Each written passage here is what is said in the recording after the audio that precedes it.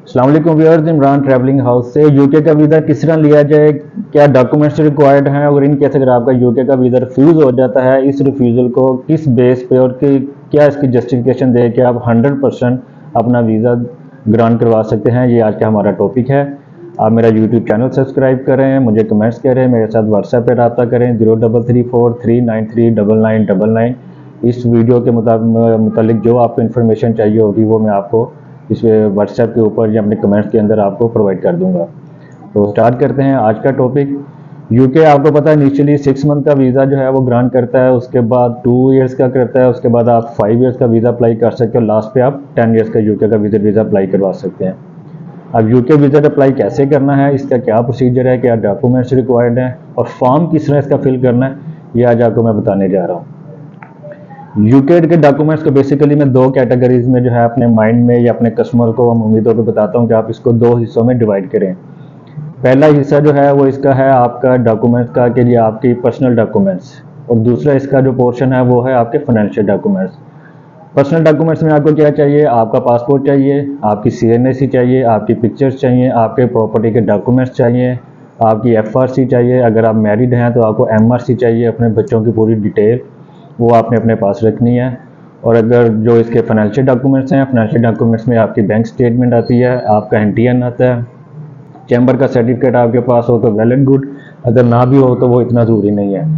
और आपकी tax return most important है, ये आप जहन में रखिएगा, चाहे आप एक बिजनेसमैन हैं या आप जो वीज़ा होल्डर के तौर पे आप अपना वीज़ा अप्लाई करवा रहे हैं।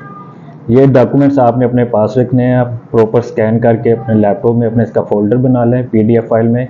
ये आगे जाके इसका इस्तेमाल कहाँ पे होगा वो मैं आपको बताता हूँ।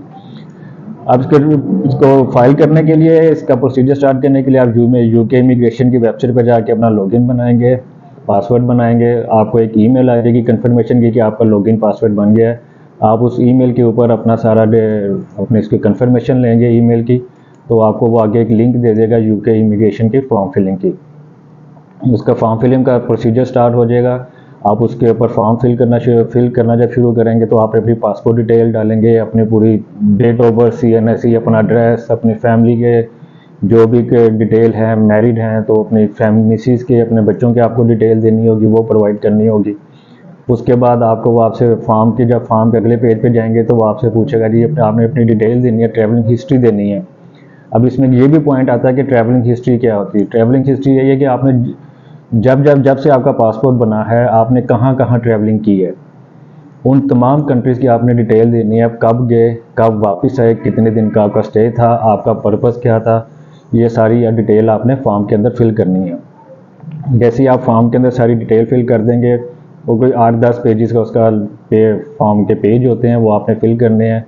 उसके बाद आगे जाके वो आपको एक PDF के तौर पे एक फ़ाइल देगा ऑनलाइन ही कि आपकी ये डिटेल है, आपने ये वाइफ डालें, अपने ये इन्फॉर्मेशन आपने इनपुट की, आप इसको वेरीफाई करवा लें।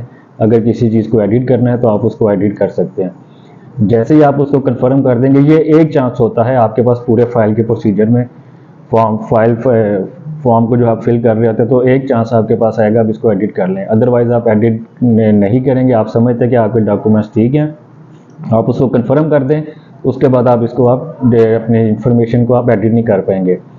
जैसे आप कंफर्म कर देंगे वो आपको अगले लिंक में ले जाएगा, आपका एप्लीकेशन नंबर जनरेट कर देगा, आपको ईमेल आ जाएगी, आपने उस दोबारा उस ईमेल को ओपन करना है, फिर वो आपसे पूछेगा आप अपने डॉक्यूमेंट्स अपलोड करें। अब व्यूअर्स यहाँ पे आपके पास दो इन्फॉर्मेशन आएंगी। यहाँ तो आप अपने डॉक्यूमेंट जो आपने प्रॉपर स्कैन किए हुए हैं वो यहाँ पे भी आप अपलोड कर सकते हैं। अदरवाइज जब आपका इंटरव्यू का टाइम आएगा तो आप वहाँ पे भी जाके अपने डॉक्यूमेंट्स वहाँ से स्कैन करवा सकते हैं। उनकी फीस की 5-5.5 हज़ार वो फीस लेते हैं और आपके डॉक्यूमेंट स्कैन करके आपकी फाइल के अंदर अपलोड कर देते हैं। जब ये इस स्टेप से आप आगे जाएंगे तो अगला स्टेप आपके पास आ जाएगा, ये आपने उसकी फ़ीस पे करनी है, फॉर्म फिलिंग की। उसकी क्रेडिट कार्ड से आपने अपनी फ़ीस पे करनी है। वो अगर आप खुद करना चाह रहे हैं तो खुद भी करवा लें, हमें कहेंगे तो हम भी अपने क्रेडिट कार्ड से आपको ये वाली फैसिलिटी प्रोवाइड कर देंगे। जैसे क्रेडिट कार्ड की फ़ीस पे हो जाएगी, उसके बाद वो आपको अपॉइंटमेंट पे ले जाएगा कि आपको किस डेट की अपॉइंटमेंट चाहिए। नॉर्मली यूके की जो अपॉइंटमेंट है व्यूअर्स वो 15 से 20 दिन की मिल जाती है, मगर आजकल क्योंकि रश बहुत ज़्यादा है, बहुत ज़्यादा लोग अप्लाई करवा इसका यूके का वीज़ा अप्लाई कर रहे हैं, तो उसमें आप 1 महीने का जो है ना टाइम आपको मिल जाएगा कि 1 महीने के अंदर आप उसकी अपॉइंटमेंट मिल जाएगी। अब जैसे ही आपको अपॉइंटमेंट मिलेगी, आपने उसका प्रिंट लेना है, अपने फॉर्म का प्रिंट लेना है और आपने अपने इंटरव्यू वाली डेट को वहाँ पे ऑफिस में चले जाना है। जैरिस का ऑफिस है गंगाराम हॉस्पिटल के सामने, वहाँ पे जाके आप अपने डॉक्यूमेंट सबमिट करवाएंगे। अगर आपने डॉक्यूमेंट अपने वो स्कैन नहीं किए हुए पहले फॉर्म फिलिंग करते वक्त, तो आपने वहाँ पे उनको फीस पे करके 5,000-5,500 फीस पे करके आप अपने डॉक्यूमेंट्स वहाँ पे फिल करवाने हैं। वो डॉक्यूमेंट फिल कह रहा हूँ वो आपने सबमिट करवा देंगे।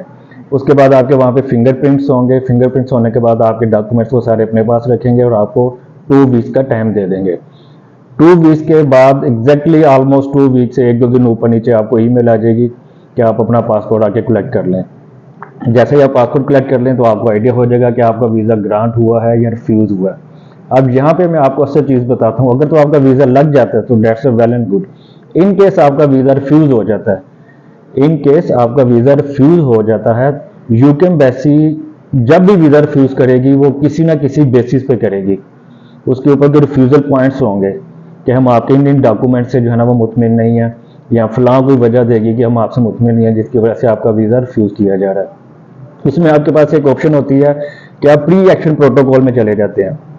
प्री एक्शन प्रोटोकॉल में क्या होता है कि आप अपने जो आपके रिफ्यूज़ल के पॉइंट्स होते हैं कि इन पॉइंट्स के ऊपर आपका वीज़ा रिफ्यूज़ किया गया, आप उनके पूरी जस्टिफिकेशन लिस्ट बनाते हैं कि जी इन पॉइंट्स के ऊपर हमारा वीज़ा रिफ्यूज़ हुआ है, ये हमारी जस्टिफिकेशन है। अगर आपको कुछ डॉक्यूमेंट्स में कोई मिसअंडरस्टैंडिंग हो रही है या हमारे किसी पॉइंट्स में मिसअंडरस्टैंडिंग हो रही है, तो आप पूरी तमाम पॉइंट्स की एक जस्टिफिकेशन बना के आप उसको होम डिपार्टमेंट में जमा करवा देते हैं। जैसे जमा करवाएंगे तो कुछ दिन के बाद आप इसकी फीस नहीं होती, ये जहन में रखिएगा कि जब आप रिफ्यूज़ल के जो पॉइंट्स रिफ्यूज़ल पॉइंट्स के ऊपर जस्टिफिकेशन आप जमा करवाते हैं तो इसकी फीस नहीं होती, ये आप वैसे ही जमा करवा सकते हैं। तो जब आप इसको जमा करवा देंगे तो इसमें 2 वीक्स का टाइम देते हैं। 2 वीक्स के अंदर आपको एक ईमेल आएगी, उसमें ये लिखा जाएगा कि जी आपकी जो जस्टिफिकेशन है वो अंडर कंसिडरेशन है, यानी आपने जो डॉक्यूमेंट जमा करवाए हैं रिफ्यूज़ल की बेस पे वो कंसिडरेशन में आ गए, हम इसको देख रहे हैं।